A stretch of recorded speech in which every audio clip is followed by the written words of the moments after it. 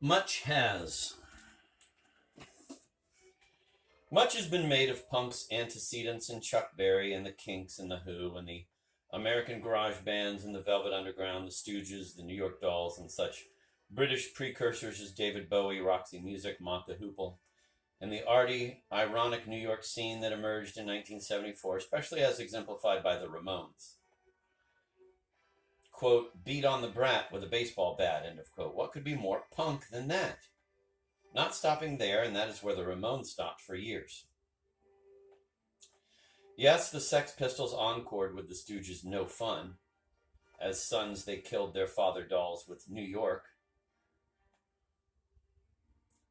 Velvet's covers were a punk touchstone. But this is just arithmetic. If what is interesting about punk is something other than its function as a musical genre, there is no point in treating it as one.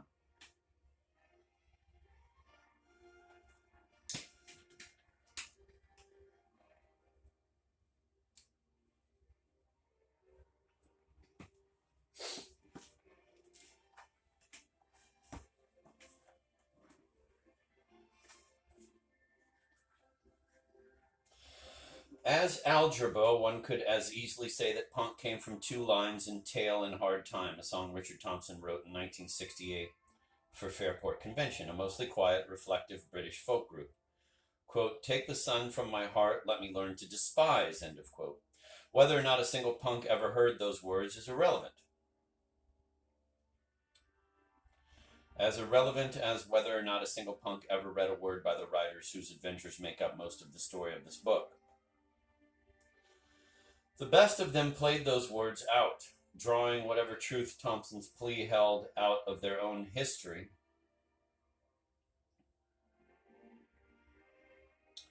Their own blind inheritance, the first punks used his plea as a bet.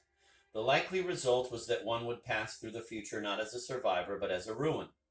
A shabby old man in the rain. The odds were implicit in the event, and in 1985, in Los Angeles, with punk still the only new story rock and roll had to tell, a band called God and the State, formed 2 years before, defunct about the same time, would sum up the story with its sole posthumous record, a collection of demos called Ruins, the complete works of God and the State.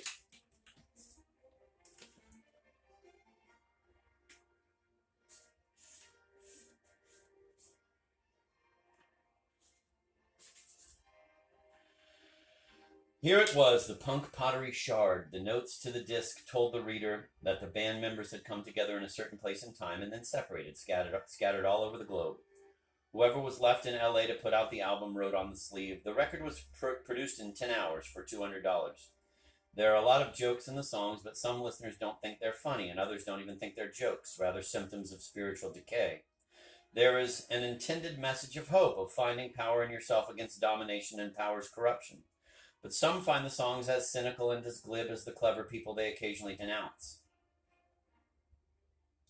And that may be the best possible description of punk's would-be secret society, save for these words from Jean-Pierre Gorin's film Routine Pleasures, which is about a model railroad club. Quote, we are all like bit players in a Preston Sturges movie, ready to testify in front of a small-town jury in terms whose relevance would escape anyone but ourselves.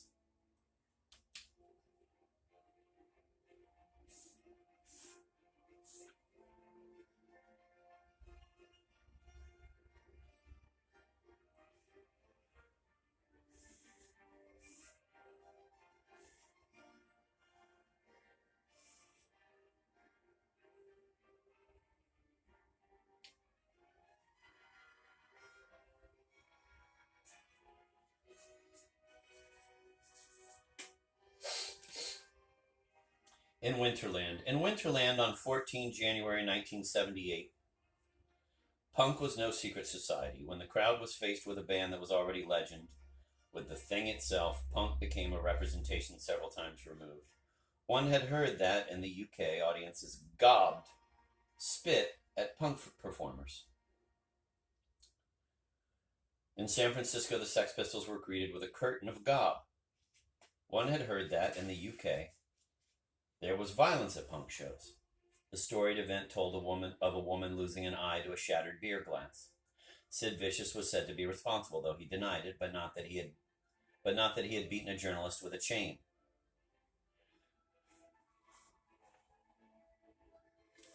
In San Francisco, a man in a football helmet butted his way through the crowd, smashed a paraplegic out of his wheelchair, and was himself beaten to the floor. Hadn't Johnny Rotten said he wanted to destroy passers-by? It was at this point an act, a collective attempt to prove that the physical representation of an aesthetic representation could produce reality, or at least real blood.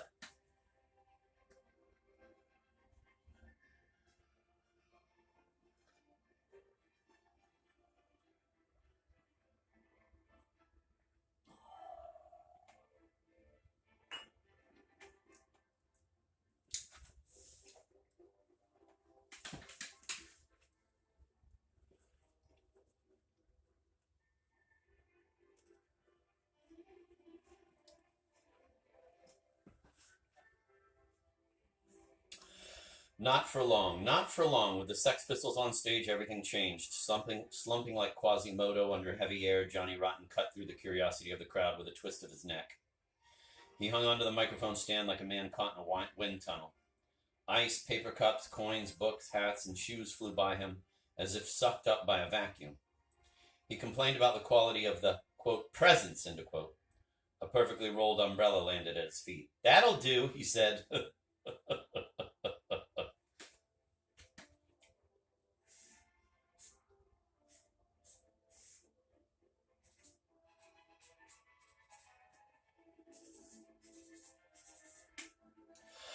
Sid Vicious was there to bait the crowd. Two fans climbed onto the stage and bloodied his nose, a representation of a representation. Even streaked with his own gore, his arm bandaged from a self-inflicted gouging. He was, in a strange way, hardly there at all. This was actually not happening. For decades, pulp rock novels had ended with a scene out of The Golden Bough, with the ritual devouring of the star by his followers, and Sid Vicious was begging for it, for the absolute confirmation that he was a star. A few feet away, Johnny Rotten was eating the expectations the crowd had brought with it. Paul Cook was hidden behind his drums. Steve Jones sounded like he was playing a Guitar Factory, not a guitar. It was inconceivable there were only 3 instruments on stage. The stage was full of ghosts. Song by song, Johnny Rotten ground his teeth down to points.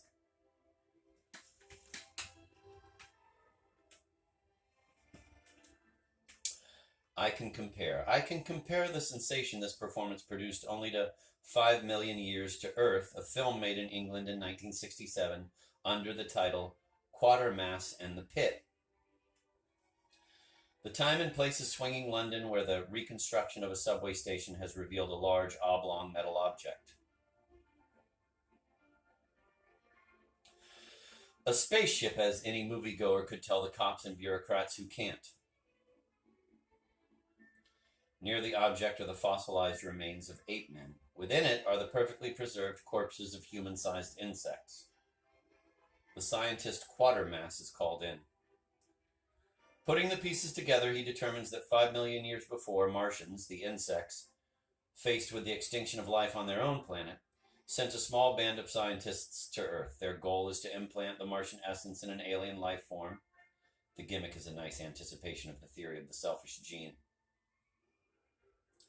To find a home for the soul of the Martian race. The Martians, Quatermass slowly learns, were by nature genocidal. The death of their planet is their own work. Indeed, it is their masterpiece, and so to maintain themselves on Earth, they must destroy it. The Martian scientists select the most promising Earth creatures, Australopithecines, which emerged perhaps 8 million years ago, and which most paleoanthropologists consider directly ancestral to our own genus, and through genetic surgery, set a small group on the road to planetary dominance. Endowed with the Martian traits of cognition and bloodlust, the latter notion in 1967, a nod to the fashionable human origin theories of Robert Ardrey, the chosen Australopithecines follow their coded path to Homo sapiens and inherit the Earth. Once the new species has achieved the technology necessary to dominate nature, destiny will be manifested in its destruction. But the graft is not perfect. The contradiction between Earth and Martian genes is never fully absorbed. Though there is no consciousness of the intervention, there is a phylogenetic memory. Freud believed that modern people in some fashion remember as actual events the parasites he thought established human society.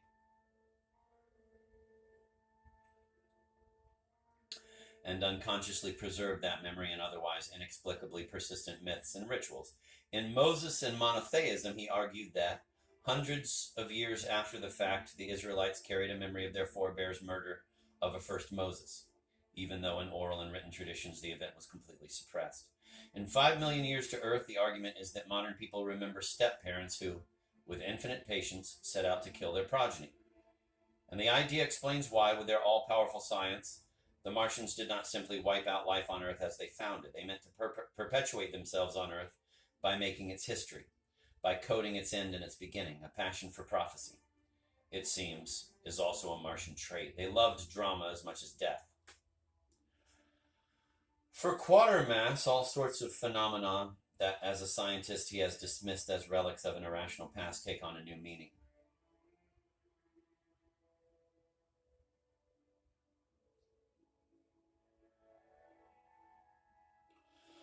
Poring through books on ritual and myth, he begins to understand that along with its domination of nature, its march toward mastery and abundance, the new species has produced irreducible images of a primordial displacement. They are attempts to cast the alien out, to abstract the implanted traits from the body, to reify them into demonism. But there is a contradiction here too. It is only the alien intelligence that permits the species to engage in a process as complex as reification. A sort of fetishization of alienation, where human properties are transferred to things that human beings have themselves produced, things that then operate autonomously, finally turning human beings into things, and reification cuts a two-way street. Once expelled, once removed into a representation of the demonic, the alien presence casts a spell. Quatermass discovers that not only did the Martians put their name on the site of the subway station where their remains were found, frantic research reveals that its address, Hobbs Lane, once meant Devil's Haunt.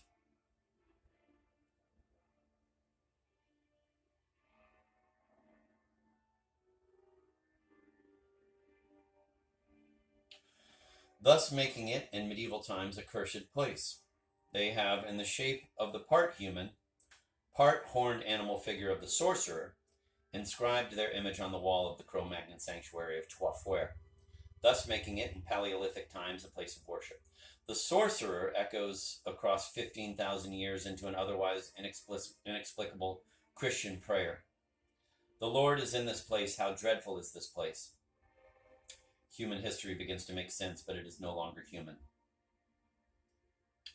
The disturbance in the subway station calls up the dormant Martian presence. The spaceship begins to vibrate, and the energy released by the vibrations creates a vacuum. The vacuum sucks up sleeping genes, which create a repulsive, beckoning image, a glowing horned devil overshadowing London, the Martian Antichrist. Across 5 million years, genetic drift is not uniform. By the 20th century, some people are coded for destruction, some carry only a few broken alien messages, some respond to the Martian image, some do not. For those who do, the ancient codes become language, and memories of the original Martian genocide course to the surface. For those who do not respond, language dissolves. Humanity is split into two species. There is anarchy in London. Men and women surge through the streets, smashing all those they recognize as alien, all who carry less of the Martian essence than they do. The Martian image turns red. Hobbes' state of nature was the war of all against all. This is it, and it is lurid beyond belief. More human than Martian, Quatermass lives to see the demonic image vanquished and the Martian genes put back to sleep, but not before a comrade, more human than Quatermass, who can stand to gaze into the face of the image as Quatermass cannot, has been exploded in the attack. The image is pure phylogenetic energy. Guiding a steel crane straight into it, Quatermass comrade negates the image with mass. A neat Einsteinian twist.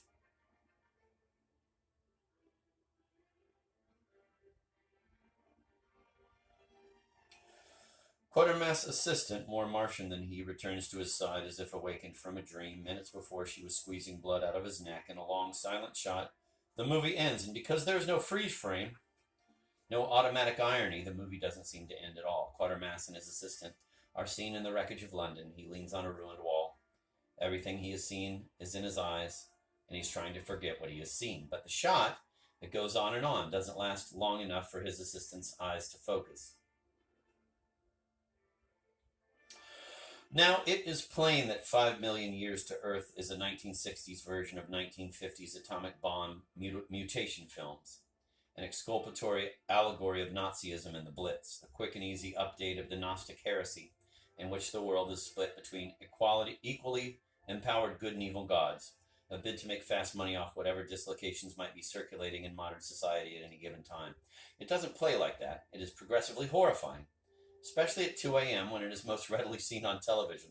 When, as Nietzsche wrote, man permits himself to be lied to, when he dreams and his moral sense never even tries to prevent this.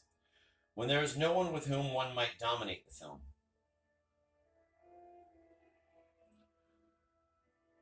Quatermass' victory is the victory of rational certainty over irrational doubt. The doubt in his face at the end is no doubt that he has won, but doubt that he wanted to.